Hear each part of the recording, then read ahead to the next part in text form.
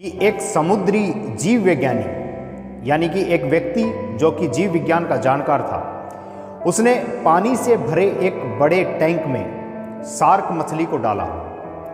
कुछ देर बाद उसने उसमें कुछ 4 साधारण मछलियां डाल दी। 4 मछलियों को देखते ही शार्क तुरंत तैरकर उनकी ओर गई और उन पर हमला करके उन्हें खा लिया।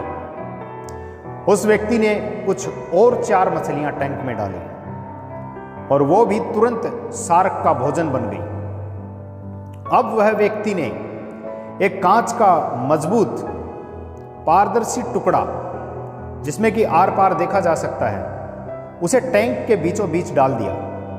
अब टैंक 2 भागों में बंट चुका था। एक भाग में शार्क थी और दूसरे भाग में उसने 4 अन्य साधारण मछलियां डाल दी। उस कांच से शार्क मछली उन 4 मछलियों को देख सकती थी।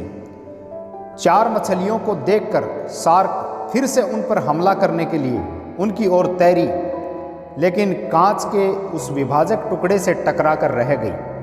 उसने फिर कोशिश की, लेकिन कांच के टुकड़े के कारण वह उन तक पहुंच नहीं पाई।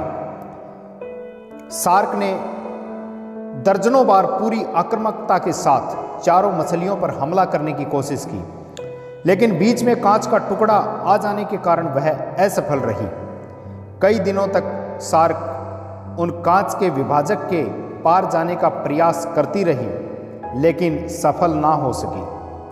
अंत में उसने थक हार कर एक दिन हमला करना छोड़ दिया और टैंक के अपने भाग में रहने लगी। कुछ दिनों बाद समुद्री जीव विज्ञानी यानी कि उस व्यक्ति ने टैंक से वह कांच का विभाजक हटा दिया, कांच का टुकड़ा हटा दिया, जो कि टैंक को 2 भागों में विभाजित कर रहा था। लेकिन शार्क ने कभी उन 4 मछलियों पर हमला नहीं किया, क्योंकि एक काल्पनिक विभाजक उसके दिमाग में बस चुका था। क्योंकि शार्क मछली अभी भी सोच रही थी कि वही कांच का टुकड़ा बीच में लगा हुआ है या मैं उनकी तरफ नहीं जा सकती हूँ। और उस शार्क मछली के दिमाग में बस एक ही बात थी कि मैं अब तैर नहीं सकती हूँ।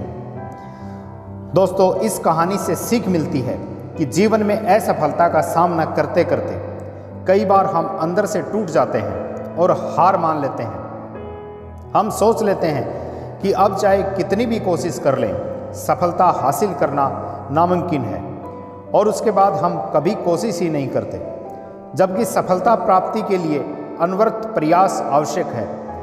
परिस्थितियां बदलती रहती हैं, इसलिए अतीत की असफलता को दिमाग पर हावी ना होने दें और पूरी लगन से फिर मेहनत करें। सफलता आपके कदम चूमेगी।